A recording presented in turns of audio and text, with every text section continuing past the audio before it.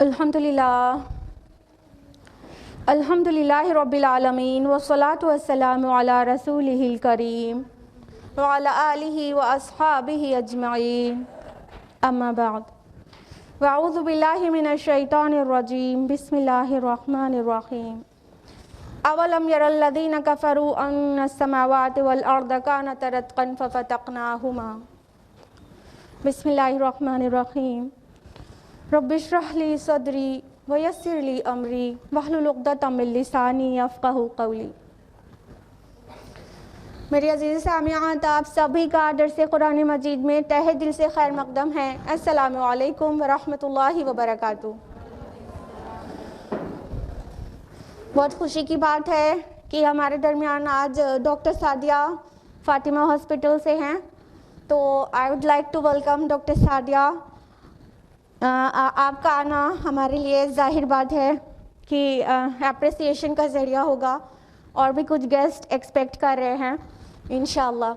तो सिस्टर सादिया, आपका दिल की गहराई से वेलकम है और ये मेरे लिए बहुत डेयरिंग होगा आज का दर्स प्रेजेंट करना, क्योंकि साइंस के कई एक्सपर्ट्स यहाँ पर मौजूद हैं, डॉक्टर भी मौजूद है और हम जा रहे हैं साइंस की बात करने।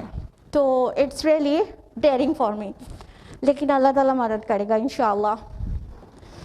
तो कौन सी सूरह चल रही है दर्स कुरान मजीद में? सूरह अल-अंबिया। किस आयत तक लास्ट वीक हुआ था? 29 तक, बिल्कुल सही। आज हम लोग बहुत तफसील से रिवीजन नहीं लेंगे, बहुत शॉर्ट में रिवीजन लेंगे और फिर आयत नंबर 30 ऑनवर्ड्स स्टार्ट कर देंगे। इससे पहले हम लोगों ने जाना था कि शिर्क की तरदीद के लिए कई आर्ग्यूमेंट्स दिए गए थे कि अल्लाह ताला के साथ ये किस तरह औरों को माबूद बनाते हैं। क्या इनके पास पहले कोई आसमानी किताब ऐसी है जिससे शिर्क को मतलब उसका कोई सबूत मिलता है, और कहा गया हाथु बुरहानकुम, अगर ऐसा कुछ है देन प्रोड्यूस योर प्रूफ। और उसके अलावा जो शफाअत का बातिल अक़ीदा है उसकी तरदीद की गई थी। और आयत नंबर 30 ऑनवर्ड्स अब तौहीद के दलाइल दिए जाने वाले हैं, यानी अभी शिर्क की तरदीद हो चुकी, अब तौहीद के दलाइल अल्लाह ताला दे रहे हैं और उसको हम लोग आज तफसील से जानेंगे कि क्या आर्ग्यूमेंट्स हैं मोनोथीज़्म के, तौहीद के, अल्लाह के एक होने के। उसी सिलसिले में बात आगे बढ़ती है। आयत नंबर 30 है औज़ु बिल्लाहि मिनश शैतानिर रजीम बिस्मिल्लाहिर रहमानिर रहीम अवलम यरल्लज़ीना कफ़रू अन्नस समावाति वल अर्ज़ कानत रत्क़न फ़फ़तक़नाहुमा। क्या देखा नहीं उन काफिरों ने कि आसमान और ज़मीन बाहम मिले हुए थे और हमने उन्हें अलग किया। वजअलना मिनल माइ कुल्ल शैइन हय्य, और हमने पानी से हर जानदार चीज़ को पैदा किया। अफला युमिनून, तो फिर क्या ये लोग तभी ईमान नहीं लाएंगे? अल्लाह सुब्हानहू व तआला फरमा रहे हैं कि क्या ये लोग जिन्होंने इनकार किया देखते नहीं? किसको कहा जा रहा है? इन लोगों ने जो इनकार किया वो देखते नहीं। यानी इससे पहले जो शिर्क की तरदीद थी तो वो लोग इनकार कर रहे थे अल्लाह के एक होने पर, तो अब तौहीद की दलील दी जा रही है, क्या ये देखते नहीं? और यहाँ पे जो यरा वर्ड आया है ये मतलब रुया देखने के लिए ही सिर्फ नहीं आया, और ये सर की आंखों से देखने के लिए सिर्फ नहीं आया, बल्कि ये आया है विजन के लिए, साइट के लिए नहीं, फोरसाइट के लिए, विजन के लिए आया है। क्या इनको समझ नहीं आता? क्या ये देखते नहीं? अब ऐसे करके तौहीद की दलील दी जाने वाली है। क्या चीज़ अल्लाह ताला कह रहे, क्या नहीं देखते? अन्नस समावाति वल अर्द, कि ज़मीन और आसमान का नता थे दोनों रत्क़न जुड़े हुए, फ़फ़तक़नाहुमा, और हमने उन्हें अलग किया। देखिए यहाँ पे टू ऑपोजिट वर्ड्स आए हैं, रत्क़ और फ़त्क़। ये जो आया है रत्क़न, तो ये रत्क़ से है। हाँ, रत्क़ माना होता है यकजा करना, मिलाना, इकट्ठा करना और जोड़ना, ज्वाइन करना और फ्यूज़ करना, ठीक है। और फ़फ़तक़नाहुमा जो वर्ड है وہ ہے فتق سے. فتق اس کا بالکل کنٹراسٹ ہوتا ہے. اس کا معنی ہوتا ہے پھاڑنا, جدا کرنا, الگ کرنا, سیپریٹ کرنا. اللہ تعالیٰ کہہ رہے ہیں کہ آئے دیکھتے نہیں کہ زمین اور آسمان پہلے جڑے ہوئے تھے اور ہم نے ان کو الگ الگ کیا. ایک ترجمہ یہ بھی آتا ہے کہ یہ زمین اور آسمان بند تھے اور ہم نے انہیں کھولا. تو جب بند تھے, جڑے ہوئے تھے, تو اس کا پہلے مفسرین یہ تفسیر دیتے تھے, کافی حد تک وہ بھی قابل قبول ہے. یعنی آسمان بارش نہیں برساتا تھا اور زمین سبزہ نہیں اگاتی تھی. پہلے سب ایسا نہیں تھا, کھلا ہوا نہیں تھا, لیکن بعد میں اللہ تعالیٰ نے سب کو کھول دیا. جیسے جیسے سائنس ایڈوانس ہوتی گئی, قرآن مجید نے اپنے کو کھولا ہے. اللہ تعالیٰ نے جو بھی قرآن مجید میں سائنس کے متعلق کہا ہے, there are more than 1000 آیات of science in the قرآن. 1000 سے زیادہ آیات ہیں جو سائنس پر بحث کرتی ہیں. جب سائنس ایڈوانس ہونے لگی تو ہمیں یہ پتہ چلا کہ یہ جو یونیورس ہے وہ کس طرح بنی ہے اور اس یونیورس کے کریشن کی پوری کیا سٹوری ہے. تو یہ جو کہا جا رہا ہے زمین اور آسمان ملے ہوئے تھے, پہلی بات تو سماوات پلیورل ہے, ٹھیک ہے, اور اس کو آن دا ہول ایک یونٹ مانا گیا ہے, اور زمین سنگولر ہے, اور دونوں کو ملا کے سماوات کو ایک یونٹ سمجھ کر سب کو ایک ساتھ, اور زمین کو ایک یونٹ سمجھ کر ڈوئل یہاں پر آیا ہے, تثنیہ کا صیغہ آیا ہے, کانتا ففتقناہما, ٹھیک ہے, یہ تثنیہ کا صیغہ یعنی ڈوئل ہے. تو اللہ تعالیٰ کہہ رہے ہیں یہ پہلے جڑے ہوئے تھے اور ہم نے انہیں الگ کیا. آپ لوگ نے بگ بینگ تھیوری کے بارے میں سنا ہے؟ بولیے, بگ بینگ کے بارے میں سنا ہے؟ بگ بینگ کی جو تھیوری ہے اس کے بارے میں آج ہم لوگ ڈیٹیل میں جانیں گے. اور بگ بینگ تھیوری اور قرآن کی اس آیت میں ایسا کنسیلیشن ہے کہ ہے تو یہ تھیوری, لیکن قرآن اس کو کہیں نہ کہیں اپروو کر رہا ہے کہ پہلے سب کچھ جڑا ہوا تھا. According to Big Bang theory پہلے کیا تھا, یہ پورا اسپیس جو ہے یہ سنگولیرٹی تھا اور انسٹیبل ایک فارم آف انرجی تھا, ٹھیک ہے, اور یہ ایک ایٹم سے بھی چھوٹا انرجی کا فارم تھا جس کو سنگولیرٹی کہا گیا ہے. اور یہ اس کے بعد اس میں ایک دھماکہ ہوا جس کو بگ بینگ کہتے ہیں, ایک بہت بڑا ایکسپلوژن ہوا. اور یہ کب کی بات ہے؟ 13.7 بلین ایئرز ایگو, ٹھیک ہے, 13.7 بلین ایئرز یعنی 1300 کروڑ سال پہلے کی بات ہے کہ اس میں ایک بہت بڑا سا دھماکہ ہوا جس کو بگ بینگ کہتے ہیں, ٹھیک ہے.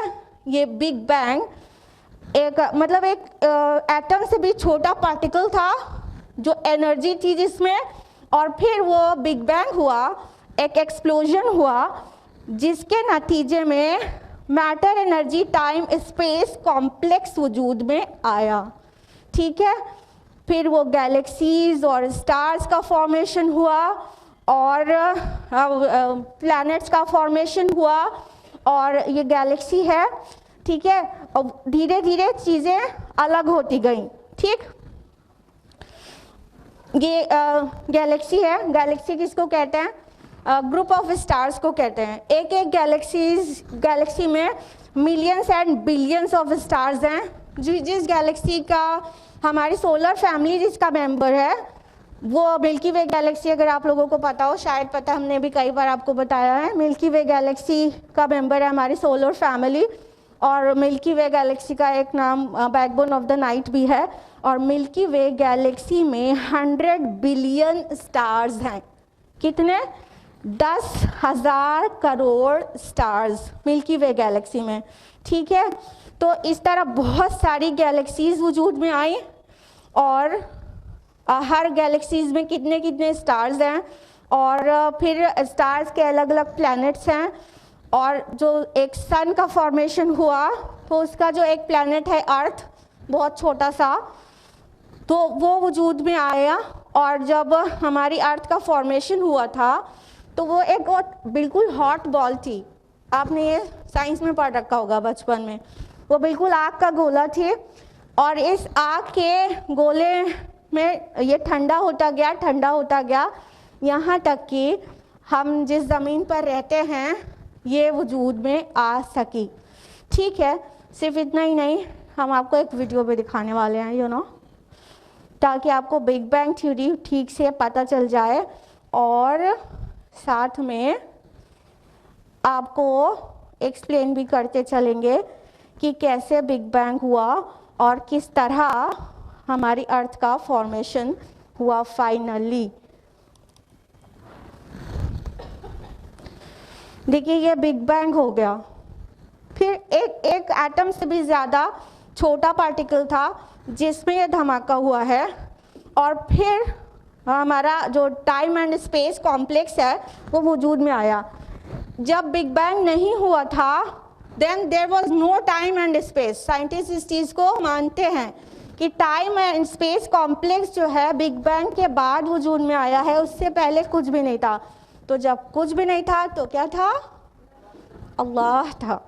ठीक है, अल्लाह ताला अव्वल भी है आखिर भी है, तो अल्लाह मौजूद था। और जो अल्लाह ताला के नाम को हम एक जानते हैं ना, बदी, मतलब हम खालिक भी है, फातिर भी है, बदी भी है। बदी, ये तीनों वर्ड्स की जो मीनिंग होती है वो क्या होती है? क्रिएटर, पैदा करने वाला। बदी किसको कहते हैं?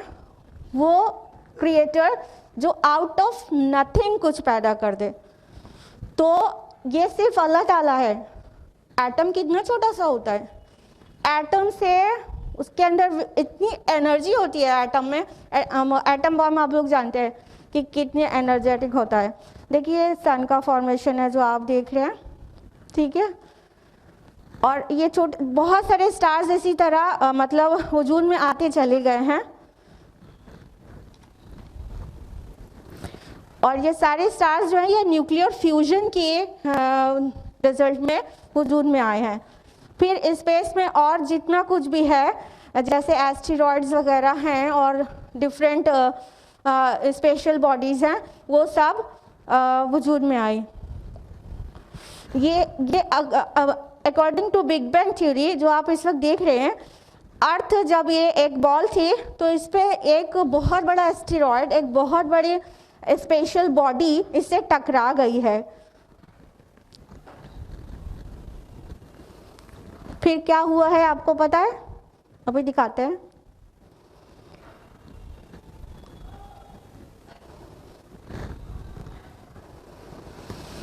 सबसे पहले हाइड्रोजन एटम का फॉर्मेशन हुआ था।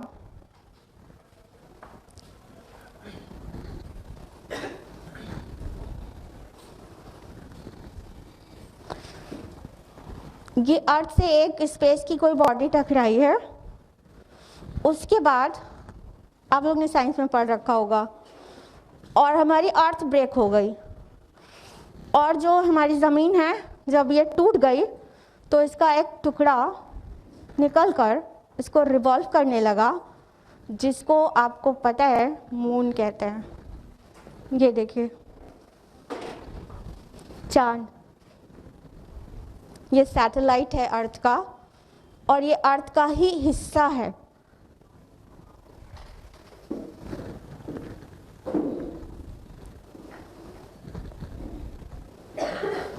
और यू नो ये बिग बैंग कितना टाइम लगा इसको होने में पता है? 1 माइक्रोसेकेंड। 1 माइक्रोसेकेंड का मतलब होता है 10⁻⁻⁶ सेकेंड, यानी 1 सेकेंड का 1 करोड़वां हिस्सा। इतनी देर में बिग बैंग हो गया है, यानी जो एक्सप्लोजन हुआ था वो 1 सेकेंड का 1 करोड़ हिस्सा बना लीजिए, तो एक हिस्सा जितना टाइम है उतनी जल्दी बिग बैंग हुआ है। ये देखिए हमारी अर्थ किस तरह से फॉर्म हुई है, वो आप सब देख सकते हैं कि धीरे धीरे किस तरह से चेंज हुई है। ये बिलियंस ऑफ ईयर्स लगे, देन मिलियंस ऑफ ईयर्स लगे हैं ये सारी चीज़ें होने में कि ज़मीन हमारे रहने के लायक होती।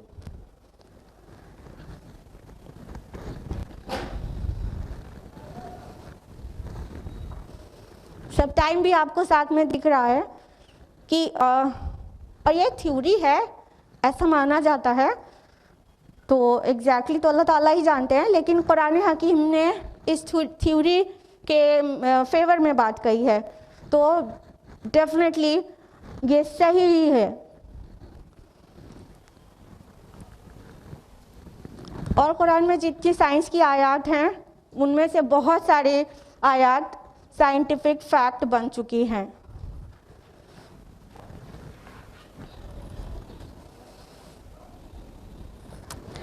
تو اس طرح سے یہ بگ بینگ تھیوری میں کافی مماثلت ہے اس آیت سے. اب اس آیت کو پھر سے سنیے.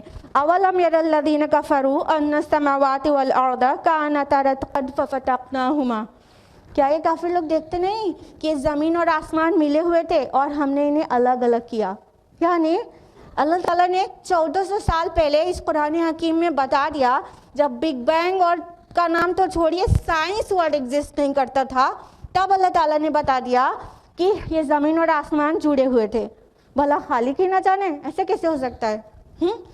اس کے بعد اگر قرآن مجید اٹھا کر سائنٹیفک ریسرچز کیا جائے، انفیکٹ کرتے ہیں لوگ، تو وہ چیزیں بس بہت آسان ہو جاتی ہیں. قرآن تو بیسک دے ہی دیتا ہے، اب کرنے کی چیز جو رہتی ہے وہ صرف تحقیق کرنا رہتا ہے، ریسرچز اسٹڈیز کرنا رہتا ہے. تو قرآن بتا رہا ہے 1400 سال پہلے جب سائنس اور سائنٹسٹ ایگزسٹ نہیں کرتے تھے، ایسٹرونامرز نام کا کوئی انسان نہیں ہوتا تھا، تب قرآن مجید میں کہہ دیا گیا کہ یہ پہلے کوئی ہوموجینس ماس تھا، یہ سب جڑا ہوا تھا، اللہ تعالیٰ نے ان کو الگ کیا ہے. آگے فرمایا اللہ تعالیٰ نے وَجَعَلْنَا مِنَ الْمَاءِ كُلَّ شَيْءٍ حَيٍّ، اور ہم نے پانی سے ہر جاندار چیز کو پیدا کیا. یعنی قرآن کی آیت کا یہ فقرہ اسی آیت میں ہے، ٹھیک ہے، یہ فقرہ بتا رہا ہے جتنے بھی لیونگ کریچرز ہیں وہ سب کے سب پانی پیدا کیے گئے ہیں. یہ بات 1400 سال پہلے کہی گئی. آج سائنس اس بات کو بالکل اپروو کرتی ہے کہ جتنے بھی لیونگ بینگز ہیں ان کی جو اسمالسٹ یونٹ ہے، باڈی کی اسمالسٹ یونٹ کیا ہے بھائی بتائیے؟ سیل ہے. سیل میں جو اکثر حصہ ہوتا ہے 3/4 پارٹ وہ پروٹوپلازم ہوتا ہے، ٹھیک ہے. چاہے وہ سیل کسی یونی سیلولر اینیمل ہو، چاہے وہ ملٹی سیلولر ہو، چاہے پلانٹ ہو، چاہے اینیمل، اس کا جو میجر پارٹ ہے وہ پروٹوپلازم ہے. یہ سائٹوپلازم ہے، یہ سیل ہے، ٹھیک ہے، یہ سائٹوپلازم ہے، اور یہ نیوکلیس ہے، اور نیوکلیس کے اندر جو ہے وہ نیوکلیوپلازم ہے، اور both the terms together called protoplasm. ٹھیک ہے، تو یہ جو میجر پارٹ ہے وہ پروٹوپلازم ہے، یعنی پانی ہے. وہ مطلب نو لیس دین 3/4 پارٹ اس کا سائٹوپلازم اور پروٹوپلازم پورا آکیوپائی کرتا ہے ایک سیل میں. دیکھیے 3D اسٹرکچر ہے سیل کا. تو یہ جو سیل آرگینلز آپ کو دکھ رہے ہیں، لیکن یہ اس کی بنیاد کیا ہے؟ جو بیچ میں ہے جو پورا پانی ہے، ٹھیک ہے. یہ نیوکلیس میں بھی یہ نیوکلیوپلازم ہے، وہ بھی واٹر ہے. تو وہ کوئی بھی سیل ہو تو وہ چاہے وہ امیبا ہو، آپ جانتے ہیں امیبا یونی سیلولر ہوتا ہے، اور there are many organisms which are unicellular. تو امیبا بھی یونی سیلولر ہوتا ہے. تو چاہے وہ امیبا ہو، اس میں بھی اس کا جو میجر پارٹ ہے وہ سائٹوپلازم ہے، اور چاہے وہ ہومو سیپینز ہو، ہیومن سیل ہو، اس کا بھی اکثر حصہ سائٹوپلازم ہے. چاہے وہ پلانٹ سیل ہو یا اینیمل سیل ہو، بیکٹیریل سیل ہو یا کوئی بھی سیل ہو، اس کا جو میجر پورشن ہے وہ پانی ہے. یہی وجہ ہے کہ ہم پانی کے بغیر زندہ نہیں رہ سکتے. دیکھیے یہ پلانٹ سیل ہے، اور یہ پلانٹ سیل، اینیمل سیل، کوئی بھی سیل ہو، وہ سب میں سائٹوپلازم ہی میجر پارٹ ہے. تو یہی ریزن ہے کہ ہم پانی کے بغیر سروائیو نہیں کر سکتے، کیونکہ ہماری باڈی کا نہ صرف کوکمبر اور واٹر میلن کی باڈی کا اکثر حصہ پانی ہے، ہماری باڈی کا بھی اکثر حصہ پانی ہے. تو ہم پانی کے بغیر سروائیو نہیں کر سکتے. اور یہ بات قرآن حکیم نے اتنے پہلے واضح کر دی ہے کہ every living creature has been made by water. پانی سے بنایا اللہ تعالیٰ نے. اب آپ خدا نخواستہ یہ سوچ رہے ہو کہ इंसान के लिए, आदम अलैहिस्सलाम के लिए, कि हमने उनको मिट्टी से बनाया, और आज कहा जा रहा है पानी से बनाया। इनफैक्ट सूरह नूर सूरह नंबर 24 आयत नंबर 45 में भी कहा गया कि हमने हर एक जानदार को पानी से पैदा किया। तो इज इट नॉट कॉन्ट्रडिक्शन कि एक जगह कहा गया पानी से बनाया, एक जगह कहा गया आदम को मिट्टी से बनाया? ये क्या है? ये कॉन्ट्रडिक्शन नहीं है।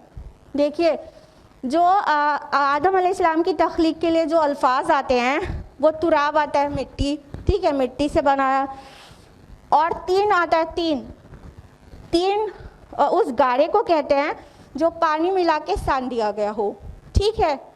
तो मिट्टी उसका मेन कॉन्स्टिट्यूएंट है, लेकिन उसमें डाला गया है पानी, ठीक है। तो वो तीन बना, तीन लाजिम में तब्दील हुआ, फिर हमाई मसनून में तब्दील हुआ, फिर सलसालिम मिन हमाई मसनून में तब्दील हुआ, फिर सलसालिन कल फ़खार कहा गया, उसमें तब्दील हुआ, ठीक है। मिट्टी गारा, सड़ा हुआ गारा, बदबू करने वाला लसलसा गारा जिसमें बदबू पड़ गई हो, और फिर वो सूख गया तो ठेकरा, फिर वो बिल्कुल जैसे क्रैक होने वाला ठेकरा। ये सारे अल्फाज आए हैं। तो जो वो है वर्ड तुराब, मिट्टी सानी गई पानी डाल के तो गारा बनाना, तो पानी भी है, मिट्टी भी है। और हमारी बॉडी में डॉक्टर सादिया यहाँ पर मौजूद हैं, यह प्रूव करती है कि नहीं, हमारी बॉडी में जो भी कॉन्स्टिट्यूएंट्स हैं वो मतलब मोर और लेस वही मिट्टी में भी है, ये भी साइंस अप्रूव कर रही है, ठीक है। यानी हमारी बॉडी मैग्नीशियम, कैल्शियम, पोटेशियम, जिन एलिमेंट्स हमारी बॉडी में है वही एलिमेंट्स सॉइल में भी है। तो ये दोनों चीज़ अप्रूव होती है कि हम मिट्टी से भी बने हैं और पानी से भी। और कुरान में एक नहीं दो जगह पर कह दिया गया कि हमने हर जिंदा चीज़ को पानी से बनाया है। उसके बाद भी क्या ये ईमान नहीं लाते? हम पानी के बगैर जी सकते हैं? नहीं जी सकते, क्योंकि हमारी बॉडी के लिए वाटर एक नेसेसिटी है, तो हम नहीं जी सकते। कहा अफला युमिनून, यानी इतना कुछ जानने के बाद भी ईमान नहीं लाएंगे। अब आप सोच रहे होंगे कि अल्लाह अकबर, हम लोग तो आज ये सब कुछ जान पाए ना 21st सेंचुरी में, ठीक है 20th सेंचुरी 19th सेंचुरी तक भी चले जाइए, इतने साल के बाद 1200 साल के बाद वो चीज़ें पता चली हैं, 1300 साल के बाद वो सारी चीज़ें, साइंस टेक्नोलॉजी एडवांस हुई है, और अल्लाह ताला कुरान में इतने पहले से बता दिया। अब देखिए सहाबा के ईमान और अपने ईमान में फ़र्क समझ लीजिए। वो साइंटिफिकली पूरी बात समझ भी नहीं रहे होते थे, बट येट उनका ईमान किस दर्जे का होता था। कुरान की एक शान है कि वो हर दौर में वो एक्सप्लेन हो जाता है। ये अलग बात है कि हम लोग 1400 साल के बाद कुरान में जो साइंटिफिक आयात हैं वो अब बहुत बेहतर तरीके से समझ सकते हैं, लेकिन अल्हम्दुलिल्लाह अल्लाह ताला ने कुरान हकीम में ऐसे अल्फाज इस्तेमाल किए हैं कि वो एक से ज़्यादा 10 से 50 मीनिंग देते हैं। तो हर दौर में कुरान एक्सप्लेन हुआ है, समझ में आया है, चाहे वो एक लेमैन हो चाहे वो एक इंटेलेक्चुअल हो। तो हर दौर में कुरान की वही आयत किसी दूसरे वे में अपना मीनिंग देती थी किसी और एरा में, और दूसरे दौर में वो कुछ और एडिशनल माना के साथ वाज़े होकर सामने आ जाती है। तो अल्लाह ताला कह रहे हैं इतना कुछ देखने के बाद भी क्या ये ईमान नहीं लाएंगे? हाँ, उसके बाद भी नबी से मुतालबा करते रहेंगे कि मुझे कोई मोजिज़ा दिखाइए, मुझे निशानी दिखाइए। जब तक हम मोजिज़ा नहीं देख लेंगे तब तक ईमान नहीं लाएंगे। क्या ये मोजिज़ात नहीं है?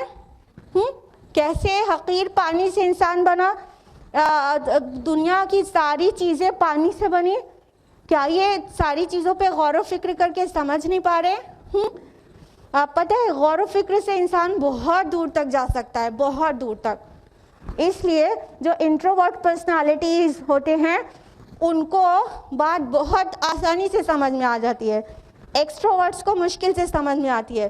तो कोशिश करें, अगर आपका मिजाज एक्सट्रोवर्ट टाइप पर्सनालिटी है आप, तो कोशिश करें एम्बीवर्ट बनने की, गौर व फिक्र ज़रूर करें, غور و فکر سے آپ بہت دور تک پہنچ سکتے ہیں. اللہ تعالیٰ نے اگلی آیت میں فرمایا, آیت نمبر 31, وَجَعَلْنَا فِي الْأَرْضِ رَوَاسِيَ أَن تَمِيدَ بِهِمْ, اور ہم نے زمین میں مضبوط پہاڑ جما دیے تاکہ وہ انہیں لے کر ایک طرف جھک نہ جائے. وَجَعَلْنَا فِيهَا فِجَاجًا سُبُلًا لَعَلَّهُمْ يَهْتَدُونَ, اور ہم نے اس کے اندر بڑے کشادہ راستے بنائے تاکہ یہ لوگ راہیاب ہوں. اب اللہ تعالیٰ ایک اور سائنٹیفک بات کہہ رہے ہیں. کیا کہہ رہے ہیں؟ کہ ہم نے زمین میں مضبوط اینکرز بنا دیے. یہاں پر رواسی ورڈ آیا ہے جو کہ اب مطلب رسا سے ہے. رسا کا معنی ہوتا ہے اینکرز آف دا شپ. اگر شپ کو اینکر نہیں لگایا جائے تو کیا ہوگا؟ نکل جائے گا, ٹھہرے گا, رکے گا, ٹھہر پائے گا کنارے پر؟ نہیں. تو پہاڑ کو اللہ تعالیٰ نے کہا کہ ہم نے اینکرز کی طرح, ہم نے پیگز کی طرح, کھونٹیوں کی طرح گاڑ دیا ہے, ٹھوک دیا ہے تاکہ تمہیں لے کر لڑک نہ پڑے. فرمایا سورہ نبا, سورہ نمبر 78, آیت نمبر 7 and 8, أَلَمْ نَجْعَلِ الْأَرْضَ مِهَادًا وَالْجِبَالَ أَوْتَادًا, کیا ہم نے پہاڑوں کو کھونٹیوں کی طرح, کیا ہم نے زمین کو نہیں بچھا دیا اور پہاڑوں کو کھونٹیوں کی طرح نہیں گاڑ دیا؟ تو اللہ تعالیٰ کہہ رہے پہاڑوں کو کھونٹیوں کی طرح گاڑا ہے, اور یہاں پہ کہا کہ پہاڑوں کو اس طرح ٹھوکا ہے, گاڑا ہے کہ تم کو لے کے وہ ڈس بیلنس نہ ہونے لگے. یہ کیوں کہا گیا؟ اگر جیولوجی کا آپ مطالعہ کریں تو آپ کو پتہ چلے گا یہ جو پہاڑ ہیں, یہ جو ماؤنٹینز ہیں, ان کا فارمیشن کیسے ہوا ہے. جیسے ابھی آپ لوگوں نے بگ بینگ تھیوری میں دیکھا کہ ارتھ کا فارمیشن کیسے ہوا ہے, تو ارتھ کا فارمیشن ہونے کے بعد بھی اس میں بہت سارے چینجز ہوئے ہیں. تو پھر ارتھ کی جو ٹاپ لیئر ہوتی ہے, اس لیئر کو کیا کہتے ہیں, کسی کو پتہ ہے؟ نہیں, ارتھ کی ٹاپ لیئر کی بات کر رہے ہیں, ایٹماسفیئر کی نہیں, ارتھ کی. ایگزیکٹلی, ارتھ کرسٹ. تو یہ جو کرسٹ ہے نا, یہ بہت تھن ہے اور پلیٹس میں ٹوٹی ہوئی ہے. اور ٹوٹی کیسے ہے یہ آپ دیکھ رہے ہیں, یہ فولڈنگ فینومینا کے ذریعے پہاڑوں کا فارمیشن ہوا ہے. یہ مطلب ارتھ کی جو اوپری لیئر ہے یہ اس طرح سے فولڈنگ ہوئی ہے اس کی, جیسے آپ کو دکھ رہا ہے اپنے مانیٹر پر دیکھیے, یہ فولڈنگ ہوئی ہے ارتھ اوپر کی لیئر کی. تو یہ لیئر اندر باہر فولڈنگ فینومینا کے ذریعے پہاڑوں کا فارمیشن ہوا ہے. تو فولڈنگ کے ذریعے جو ارتھ کرسٹ ہے وہ پلیٹس میں ٹوٹ گئی. ٹھیک ہے, یہ آپ دیکھ رہے ہیں یہ کرسٹ ہے. ٹھیک ہے, یہ کرسٹ جو ہے وہ ٹیکٹونک پلیٹس میں ٹوٹ گئی. تو ٹیکٹونک پلیٹس جو ہیں وہ اتنی تھن ہیں کور کے مقابلے کہ کور آف دی ارتھ اس کا وہ جو ویڈتھ ہے وہ بہت زیادہ ہے, اور جو ارتھ کرسٹ ہے وہ بہت تھن ہے, اور وہ بھی پلیٹس میں ٹوٹی ہوئی ہے. تو اگر, اور آپ کو پتہ ہے کہ ارتھ کا جو کور ہے وہ کیا ہے, ہاٹ فلوئڈ ہے نا, وہ سالڈ نہیں ہے. پتہ ہے نا, جب وہ لاوا نکلتا ہے اس سے, والکینو سے لاوا نکلتا ہے تو سالڈ رہتا ہے کیا؟ فلوئڈ رہتا ہے نا. بہت ہاٹ, اتنا ہاٹ رہتا ہے کہ پتھر کے اوپر سے گزرتا ہے تو وہ بھی برن ہو جاتا ہے نا. تو ارتھ کا جو کور ہے وہ فلوئڈ ہے, اور اوپر کی جو لیئرز ہیں اور اسپیشلی ارتھ کرسٹ وہ ٹکڑوں میں ٹوٹی ہوئی ہے. تو ٹکڑوں میں جہاں جہاں ارتھ کرسٹ ٹوٹی ہوئی ہے وہاں ماؤنٹین رینجز ہیں. اگر ارتھ کرسٹ اسی طرح پلیٹس میں ٹوٹی رہے اور ماؤنٹین کو اس طرح اللہ تعالیٰ نے کھوٹی کی طرح نہیں گاڑ دیا ہوتا تو جانتے ہیں کیا ہوتا؟ جب ہم زمین پہ چلتے تو زمین لڑکتی, کیونکہ اندر فلوئڈ ہے اور اوپر تھن لیئر ہے, اور وہ بھی پلیٹس میں ٹوٹی ہوئی.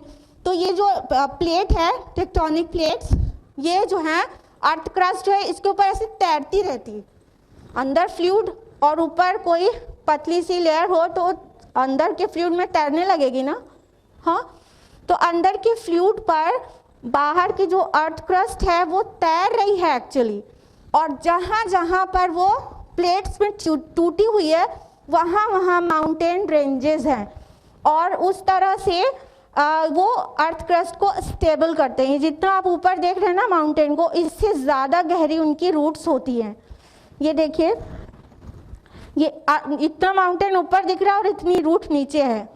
ٹھیک، تو روٹ اس کی اتنی ڈیپ ہونے کی وجہ سے یہ ارتھ کرسٹ کو اسٹیبلٹی پرووائڈ کرتی ہے. یعنی پہاڑ ایک ایسے اینکرز ہیں جو پلیٹ کو اسٹیبل رکھتے ہیں، ارتھ کرسٹ کو اسٹیبل رکھتے ہیں، اور ہم زمین پر چلتے ہیں تو زمین ہلتی نہیں ہے. ٹھیک ہے، یہ دیکھیے، مان لیجیے یہ ٹیکٹونک پلیٹ ہے، یہ ٹوٹی ہوئی ہے اور یہاں ماؤنٹین رینجز ہیں. تو یہ دو ٹوٹی ہوئی چیز کے بیچ میں ایک ایسے اگر کھوٹی گاڑ دیا جائے، اوتاڈا ورڈ آیا والجبال اوتاڈا، اور ہم نے پہاڑوں کو کھونٹیوں کی طرح گاڑ دیا. اور ہم جانتے ہیں نا جو پیگز ہوتی ہیں ٹینٹ لگانے کے لیے جو کھونٹی گاڑی جاتی ہے، اس کا کم حصہ اوپر دکھتا ہے اور زیادہ حصہ اندر ہوتا ہے. تو ماؤنٹین کی بہت ڈیپ روٹس ہوتی ہیں. دیکھیے یہ ٹیکٹونک پلیٹ ہے، یہاں پوری ماؤنٹین رینج ہے. تو اس سے کیا ہو رہا ہے کہ ہماری زمین جو ہے وہ سٹیبل ہے. جب ہم چل رہے ہیں تو یہ ارتھ کرسٹ ایسے شیک نہیں کر رہی ہے. اگر ماؤنٹینز نہ ہو تو یہ ارتھ کرسٹ شیک کرے، جیسے جیسے ہم چلے ویسے ویسے یہ لڑکے اور ہم کبھی بھی نہیں چل پائیں، کبھی بھی نہیں چل پائیں. تو اللہ تعالیٰ نے یہ ماؤنٹینز کو بنایا تاکہ ہم زمین میں سٹیبل طرح سے چل پائیں. اب یہ ماڈرن جیولوجی بتا پائی ہے کہ ماؤنٹین کی روٹس ہیں گہری، جتنا اوپر دکھتا ہے اس سے زیادہ اندر ہوتا ہے، اور ٹیکٹونک پلیٹس میں ٹوٹی ہوئی ہے ارتھ کرسٹ اور اس پہ تیر رہی ہے، اور ماؤنٹین رینجز کی وجہ سے وہ سٹیبل ہو جاتی ہے. یہ تو ماڈرن جیولوجی ہم کو بتا رہی ہے. قرآن میں کتنا واضح لکھا ہوا ہے. اب پھر سے سنیے اس فقرے کو، اس آیت کو، وَجَعَلْنَا فِي الْأَرْضِ رَوَاسِيَ أَن تَمِيدَ بِهِمْ، اور ہم نے زمین میں پہاڑوں کو گاڑ دیا تاکہ وہ تمہیں لے کر لڑک نہ پڑے. ابھی کلیئر ہوا ہے کہ اگر ماؤنٹین نہیں ہوتا تو ہم کیسے لڑک جاتے. اللہ تعالیٰ نے کتنی سائنٹیفک بات جو 1300 سال بعد پتہ چلنے والی تھی انسانوں کو، قرآن مجید میں پہلے سے مینشن کر دیا ہے. سبحان اللہ. اور آگے فرمایا کہ ہم نے اس کے اندر بڑے کشادہ راستے بنائے تاکہ تم لوگ راہیاب ہو. یعنی ماؤنٹینز کے بیچ میں ویلی ہوتی ہے. ہاں آپ نے دیکھا ہے جہاں پورا ہل ایریا ہوتا ہے، تو اگر بیچ میں دو یا دو سے زیادہ پہاڑوں کے بیچ میں راستے نہ ہو، ویلیز نہ ہو، تو پورا بلاک نہیں ہو جائے ایک حصہ زمین کا دوسرے حصے سے. ابھی سائنس اتنی ایڈوانس ہو چکی ہے کہ ہم پلین پر سفر کرتے ہیں، لیکن ابھی بھی سب لوگ پلین پر سفر نہیں کرتے. کچھ لوگ افورڈ نہیں کر سکتے اور کچھ ڈر کے مارے نہیں کرتے. کیوں؟ ہاں ڈر لگتا ہے. تو ابھی بھی پلین ہم ابھی ایئر سے جا سکتے ہیں ایک جگہ سے دوسری جگہ، لیکن کیا سب لوگ افورڈ کر پاتے؟ نہیں کر پاتے. اس سے پہلے تو زمینی سفر تھا نا، سمندری سفر بھی کم تھا. سب سے زیادہ زمینی سفر انسان نے کیا ہے اور آج بھی کرتا ہے. اگر ماؤنٹین رینجز کی وجہ سے پورا مطلب بیچ میں کوئی گیپ نہ رہے، ویلیز نہ رہیں، تو پورا بلاک ہو جانے والا ہے نا. ایک حصہ دوسرے حصے سے بالکل بلاک ہو جائے. یعنی جہاں ہمالیہ ہے تو ادھر کے ہمالیہ کے ادھر کے لوگ ادھر کی سائڈ پہ جا ہی نہ پائیں، الا یہ کہ بہت لمبا چکر لگا کے جائیں. اللہ تعالیٰ نے ماؤنٹین رینجز بنائی، لیکن فرمایا کہ ہم نے ان کے اندر بڑے کشادہ راستے بنا دیے. ماؤنٹینز کے بیچ میں ویلیز ہوتی ہیں اور آسانی سے انسان ایک جگہ سے دوسری جگہ کا سفر کر سکتا ہے.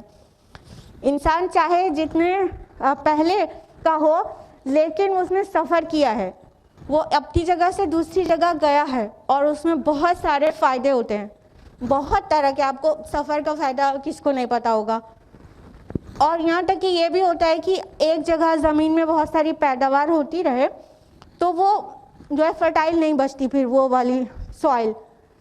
تو یا تو پھر یہ کرے انسان کہ بھوکا مر جائے وہیں رہے، یا ایک اور آپشن ہے کہ موو کرے دوسری جگہ اور دوسری زمین میں پیداوار کرے اور کھائے اور زندہ رہے. تو اس پرپز کے لیے بھی انسان موو کرتا ہے اور لاٹس آف پرپزز ہوتے ہیں سفر کرنے کے. تو سفر کر کے انسان تبھی جا سکتا ہے جب اسے چلنے لائق راستہ ملے, یا تو ایٹ لیسٹ ایسا ہو جس کو چلنے لائق بنا لیا جائے. کلیئر؟ تو اللہ تعالیٰ نے ماؤنٹینس کے بیچ میں ویلیز رکھی ہیں, بڑے کشادہ راستے رکھے ہیں تاکہ انسان کو راہ مل سکے. یہ دوہرا معنی دے رہا ہے یہ فقرہ. بات صرف ماؤنٹینس کے درمیان جو ویلیز ہیں اس میں چلنے والے راستے کی بات نہیں ہو رہی ہے, صرف یہ بھی ہو رہی ہے. ایک اور معنی دے رہا ہے یہ فقرہ, وہ کیا کہ اگر انسان ان چیزوں پہ غور کرے تو راستہ پا جائے, وہ ہدایت پا جائے, وہ صراط مستقیم پہچان جائے, اسے ہدایت مل جائے. ٹھیک ہے؟ تو کہا کہ بڑے کشادہ راستے بنائے, لعلہم یہتدون, یہی ورڈ آیا ہے جو ہدایت کے لیے آتا ہے. تم راستہ پاؤ تاکہ تم ہدایت پاؤ. تو پلیز اپنے ٹائٹ شیڈیول سے کچھ وقت کو فارغ کیجیے اور غور و فکر کریے, غور و فکر کریے. انسان اپنے آپ کو ٹائم نہیں دیتا, اپنے اللہ کو ٹائم نہیں دیتا, بس کام کام کام.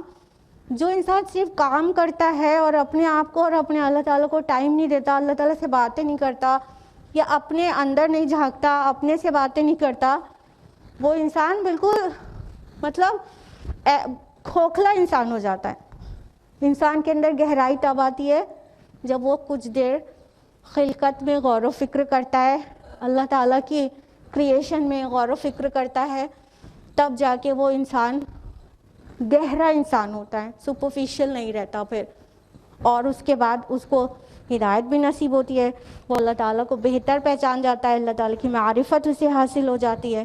تو اپنے بزی شیڈیول میں سے تھوڑا ٹائم غور و فکر میں بھی لگائیں. اور ہاں پلیز جب سفر کریں تو میوزک کان میں لگا کے سننے کے بجائے وہ جو ماؤنٹینز دیکھ رہے ہیں, ویلیز دیکھ رہے ہیں اور گرینری دیکھ رہے ہیں, اس کو دیکھتے رہیں, نہ ہی کتاب پڑھیں کیونکہ اس سے آنکھوں کو نقصان بھی ہوتا ہے.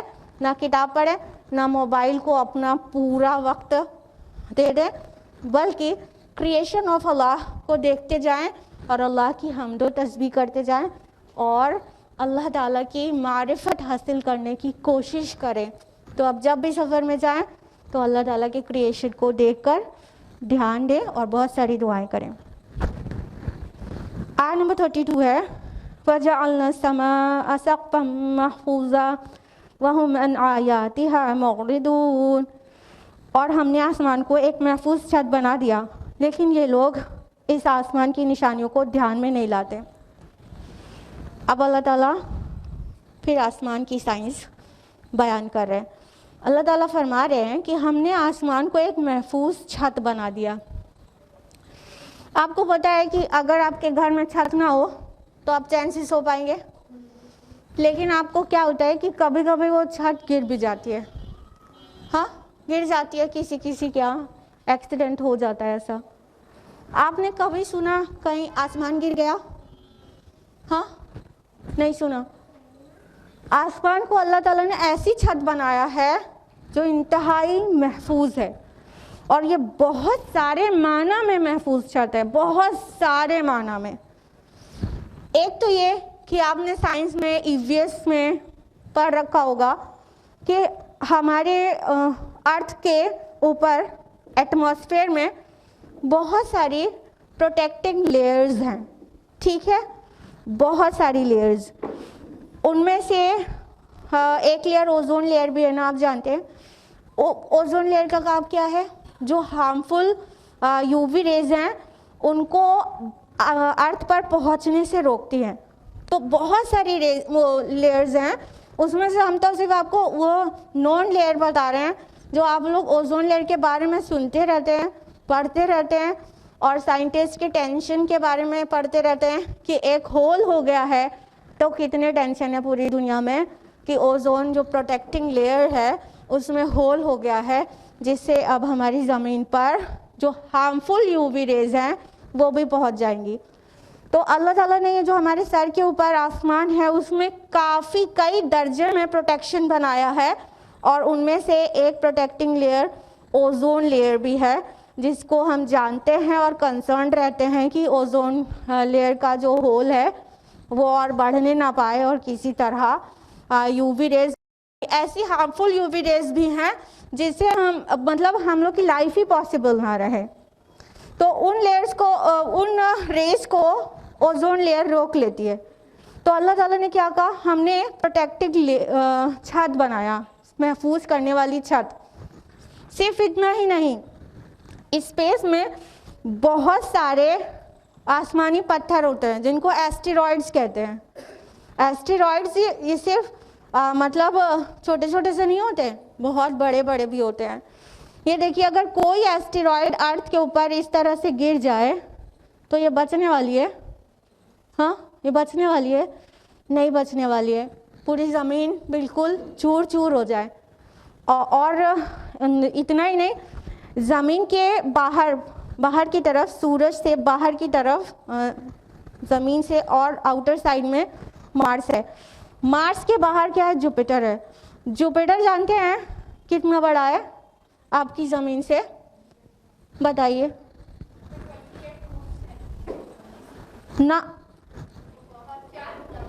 نہیں، جوپیٹر کا جو ڈائمیٹر ہے وہ 11 ٹائمز ہے ارتھ سے، اور جو اس کا والیوم ہے وہ 1300 ٹائمز ہے والیوم. یعنی ہماری یہ جو ارتھ ہے وہ جوپیٹر میں 1300 ارتھ سما سکتی ہے. 1300 زمین جوپیٹر میں سما سکتی ہے. ٹھیک ہے، اتنا بڑا ہے. اب جس پلانٹ پہ ہم کو رہنا تھا، زندگی گزارنی تھی، وہ اتنا چھوٹا سا، اور اس کے باہر والا پلانٹ اتنا بڑا سا. اچھا، ابھی تو ہم پلانٹ کی بات کر رہے ہیں. سن تو اس سے بہت بڑا ہے نا، سن تو جوپیٹر کے برابر نہیں ہے. سن کا جو ڈائمیٹر ہے وہ ارتھ سے 109 ٹائمز زیادہ ہے، اور جو اس کا والیوم ہے وہ 1.3 ملین زیادہ ہے.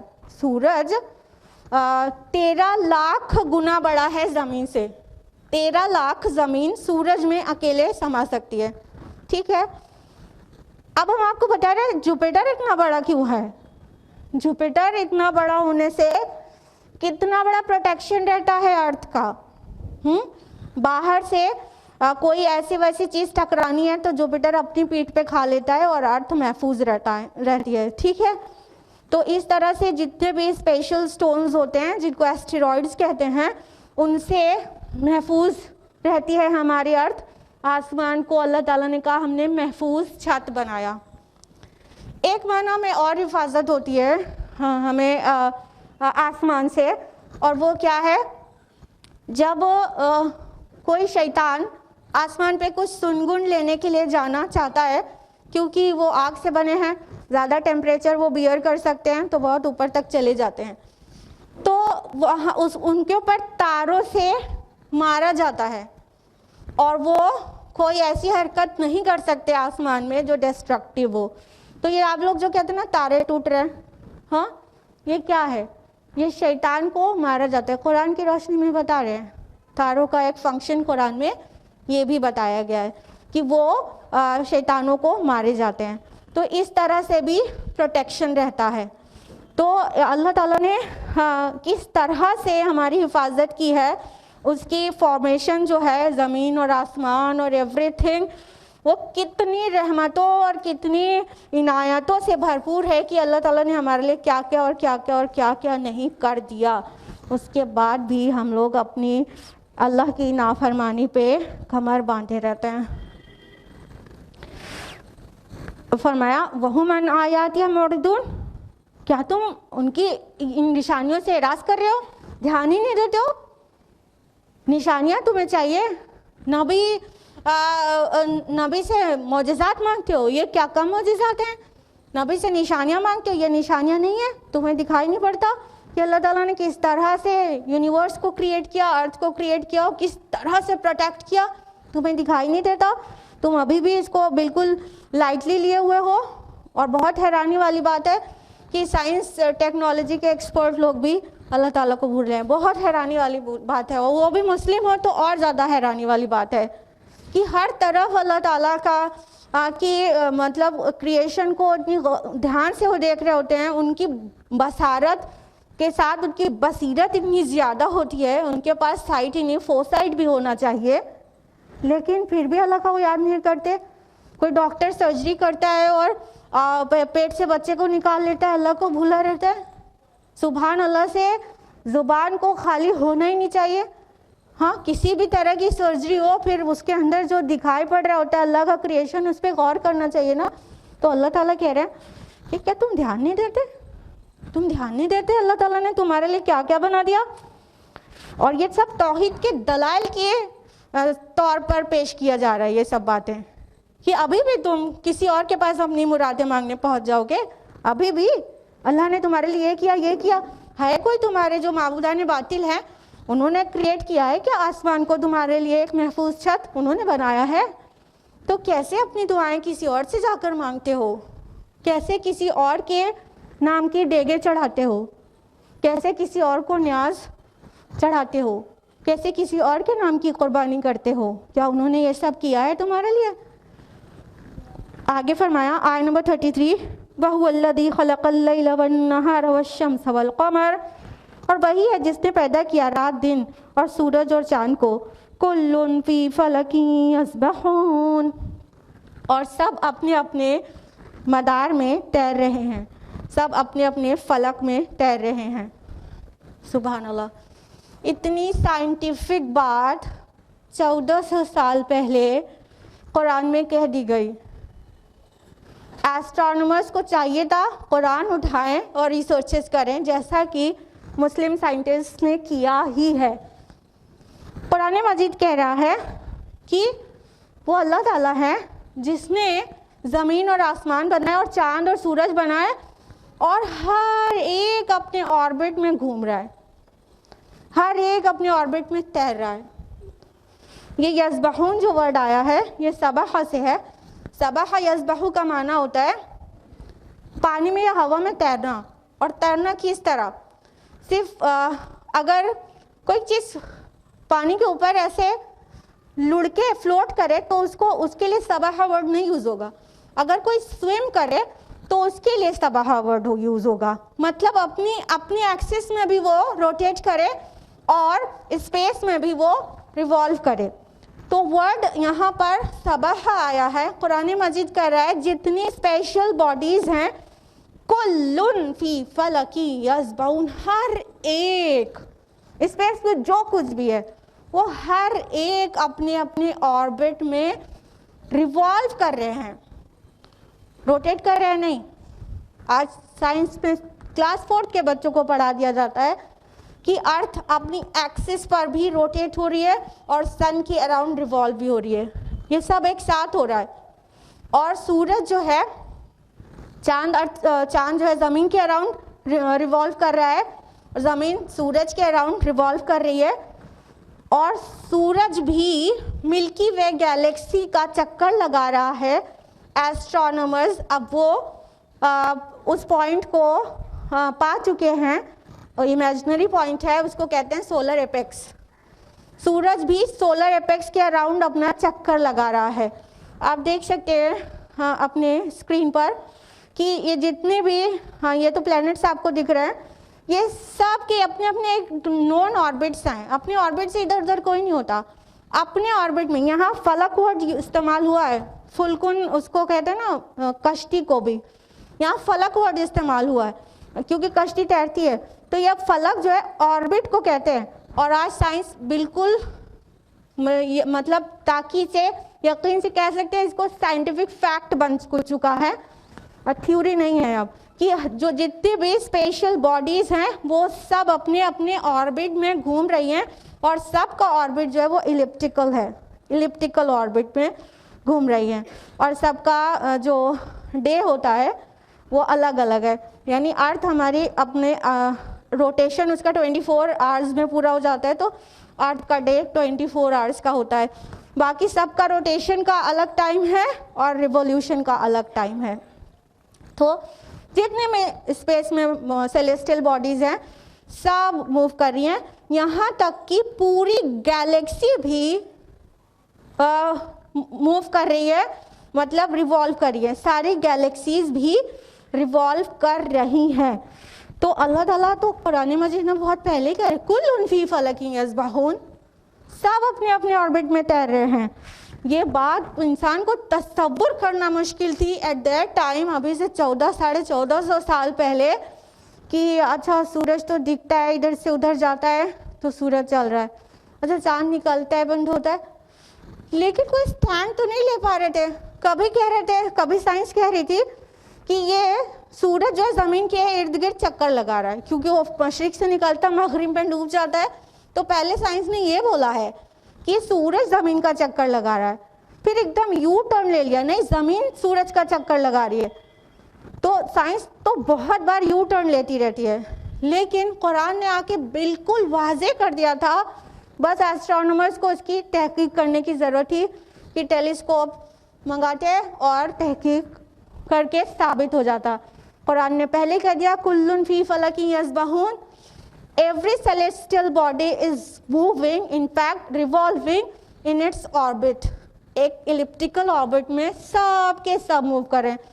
جتنی بھی مطلب سیلیسٹیل باڈیز ہیں, کوئی ایک بھی اسٹیشنری نہیں ہے, کوئی ایک بھی, سب موشن میں, کوئی بالکل رکا ہوا کوئی ہے ہی نہیں, سب حرکت میں ہے. بس ہم انسان ہی ہیں جو لیزی ہیں, بیٹھے رہتے ہیں, لیٹے رہتے ہیں, صلاح کے لیے بھی اٹھنے میں قسم کھا کر اٹھتے ہیں, حرکت میں نہیں رہنا چاہتے. ہاں, یہاں سے کچھ سبق ملتا ہے. اللہ تعالیٰ نے زمین اور آسمان بنائے, سورج اور چاند بنائے, سب بہت ڈسپلن میں رہتے ہوئے حرکت میں ہیں. ڈسپلن کو نہ توڑتے ہیں, نہ آپ کی حرکت کو روکتے ہیں, نہ تھکتے ہیں, نہ سو جاتے ہیں. اور ہم لوگ, اور اللہ تعالیٰ جس طرح سے ہم کو اسٹیبل بھی رکھتا ہے کہ زمین موو کر رہی ہے, لیکن ہمیں کہیں پہ محسوس ہوتا ہے کہ ہم موو کر رہے ہیں, مطلب ہم چلتی ہوئی چیز پر محسوس ہوتا ہے. کتنی آرام سے آپ یہاں بیٹھی ہوئی ہیں, یہ آپ سر کے بل اسپیس میں لٹکی ہوئی ہیں. ایکچولی غور کریے, سر کے بل اسپیس میں لٹکی ہوئی ہیں آپ, ذرا سا بھی ہل ڈل رہا ہے کچھ, سبحان اللہ, یہ اللہ تعالیٰ کی کاریگری ہے. آیت نمبر 34, وَمَا جَعَلْنَا لِبَشَرٍ مِّن قَبْلِكَ الْخُلْدَ, اور اے نبی صلی اللہ علیہ وسلم, آپ سے پہلے ہم نے کسی انسان کے لیے دوام نہیں رکھا. أَفَإِن مِتَّ فَهُمُ الْخَالِدُونَ, تو کیا اگر آپ فوت ہو گئے تو یہ ہمیشہ رہیں گے. رسول اللہ صلی اللہ علیہ وسلم کے لیے مشرکین ٹارچر تو کرتے ہی تھے, آپ کو مغلا ختم کرنے کا پلان بناتے تھے, بد دعائیں کرتے تھے. سب مطلب ان سب کا جواب اللہ تعالیٰ نے دیا ہے کہ دوام تو اللہ نے کسی میں نہیں رکھا ہے, ہمیشہ تو کسی کو بھی نہیں رہنا ہے. تو اگر آپ فوت ہو گئے تو کیا یہ ہمیشہ رہیں گے, ہمیشہ زندہ رہیں گے؟ یہ ایسا چپکتا ہوا جواب ہے ان سارے پرسیکیوشن کا اور ان سارے پلانس کا جو نبی صلی اللہ علیہ وسلم کو ختم کرنے کے لیے وہ کر رہے تھے, کہ تم جیسا ہمارے نبی کے ساتھ سلوک کیے ہوئے ہو تو یہ جان لو کہ ہاں جینے کے لیے ہمیشگی والی زندگی جینے کے لیے تو کوئی نہیں آیا. وہ تو اسی دن سب کو بتا دیا گیا تھا جب آدم علیہ السلام کو کریٹ کیا گیا تھا, تو عالم ارواح میں سارے آدم سے لے کے قیامت تک آنے والوں کو بتا دیا گیا تھا. سورہ بقرہ سورہ نمبر 2 آیت نمبر 36 میں ہے کہ تم کو دنیا میں بہت کم دیر کے لیے ٹھہرنا ہوگا. یہ تو کریشن پلان میں سے ایک پلان ہی تھا اللہ تعالیٰ کا کہ دنیا میں تم رہو گے بہت لٹل ٹائم کے لیے. تو ہاں ہمارا نبی بھی فوت ہوگا, لیکن تم کیا ہمیشہ رہ جاؤ گے؟ جو ہمارے نبی کو پریشان کر رہے ہو تو تم کیا ہمیشہ رہ جاؤ گے؟ آگے فرمایا کل نفس ذائقۃ الموت, ہر جاندار کو موت کا مزہ چکھنا ہے. وَنَبْلُوكُمْ بِالشَّرِّ وَالْخَيْرِ فِتْنَةً, اور ہم آزماتے رہتے ہیں تم لوگوں کو خیر اور شر کے ذریعے سے.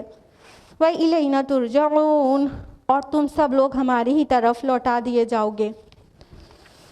اب یہ بات قرآن مجید میں کئی مقامات پر ہے کہ تم میں سے ہر ایک کو موت کا مزہ چکھنا ہے. ہاں بہت جگہ پر ہے قرآن مجید میں کہ سبھی کو موت آئے گی. ہاں نبی بھی بشر ہیں, ان کو بھی آئے گی, لیکن تم یہ نہ سمجھنا تم کو ہمیشگی مل جائے گی. اور دنیا میں جو کچھ بھی ہے وہ سب تمہاری آزمائش کے لیے ہے. تم نبی کے راستے میں کانٹے بچھا رہے ہو اور تم عیش کر رہے ہو تو یہ نہ سمجھ لینا کہ تم جیت گئے اور ہمارا نبی ہار گیا، بلکہ دنیا میں جو کچھ بھی ہوتا ہے وہ سب آزمائش کے لیے ہوتا ہے. دیکھیے دھیان دیجیے، یہاں پہ بہت واضح کہا گیا ہے وَنَبْلُوكُمْ بِالشَّرِّ وَالْخَيْرِ فِتْنَةً، ہم تم کو آزماتے ہیں خیر سے بھی شر سے بھی. یعنی صرف پریشانی ہی آزمائش نہیں ہوتی ہے، بلکہ خیر بھی، بھلائی بھی، خوشیاں بھی، سیلیبریشن جس وقت ہم کرتے ہیں وہ خوشیاں بھی، جو چیز ہم پسند کرتے ہیں وہ چیز آتی ہے تو وہ بھی آزمانے کے لیے آتی ہے. صرف سیڈنس نہیں آتی ہے آزمائش کے لیے، بلکہ جب ہمیں کوئی خوشی ملتی ہے وہ بھی اللہ تعالیٰ آزمانے کے لیے دیتے ہیں. یوزولی ہمارا مطلب سوچ ہماری کیا ہوتی ہے کہ ہم سوچتے ہیں کہ یہ جو مطلب مصیبت آ گئی تو بڑی آزمائش میں پڑ گئے بھائی، اب مت پوچھیے بہت آزمائش کا دور چل رہا ہے. ارے مصیبت والی جو آزمائش ہے وہ چھوٹی ہے، اور جو خوشی میں جو آزمائش ہے وہ بڑی ہے. کیوں؟ یہ میرا اپنا اوپینین ہے. کیوں ہم ایسا اس لیے سوچتے ہیں کیونکہ جب مصیبت میں انسان ہوتا ہے تو کچھ بھی ہو اللہ کی طرف پلٹتا ہے، میجورٹی پلٹتی ہے اللہ کی طرف، دعائیں کرتی ہے، کچھ تو اللہ تعالیٰ سے اس کا تعلق استوار ہوتا ہے. لیکن جب آسانی میں رہتا ہے انسان تو اللہ کو بھول جاتا ہے، وہ اللہ تعالیٰ کو بھولا رہتا ہے، جس کی وجہ سے وہ جو خوشیاں ہیں وہ اس کے لیے زیادہ بڑی آزمائش ہیں. عافیت میں اور خوشیوں میں ایک دم بڑی آزمائش ہے، کیونکہ جب ہمیں خوشخبری ملتی ہے تو پھر میوزک ہے، پھر ناچنا ہے، پھر گانا ہے، پھر ڈھولک ہے، پھر بینڈ باجا ہے، اور ڈی جے ہے، اور ہلدی ہے، اور جانتے ہیں نا خوشیوں کے ٹائم پہ ہم کیا کرتے ہیں. تو اللہ تعالیٰ کہہ رہے ہیں کہ تمہارے لیے خیر اور شر دونوں آزمائش ہے. خیر ملنے پر فرعون نہ بن جانا اور شر ملنے پر زمین پہ ناک نہ رگڑنے لگنا. دونوں چیز کو آزمائش ہی سمجھنا. ایک مومن کو یہ کانسیپٹ بہت کلیئر ہوتا ہے، اس لیے خوشی کے ٹائم وہ تب بھی اللہ کی طرف پلٹتا ہے، سجدہ شکر کرتا ہے، اور میوزک اور شیمپین اور یہ نہیں اڑائی جاتی. اور تکلیف کے ٹائم، غم کے ٹائم، مصیبت کے ٹائم صبر کرتا ہے. تو مومن صبر اور شکر کرتا ہے، اور کافر جو ہوتا ہے وہ خوشی کے وقت اکڑ جاتا ہے اور اللہ کی نافرمانی سے اسے سیلیبریٹ کرتا ہے اور فرعون بن جاتا ہے، اور مشکل کے ٹائم کہتا ہے میرے رب نے تو میری اہانت کر دی، میرے رب نے تو ہمیں برباد کر دیا. تو یہ دونوں ایکسٹریمز پر نہیں جانا ہے، دونوں ہی چیزیں آزمائش ہیں، ہر وقت یاد رکھنا ہے. اور الٹیمیٹ ریٹرن جو ہے وہ اللہ ہی کی طرف ہے. فرمایا وَإِلَيْنَا تُرْجَعُونَ، اور تم سب کو ہماری ہی طرف پلٹنا ہے.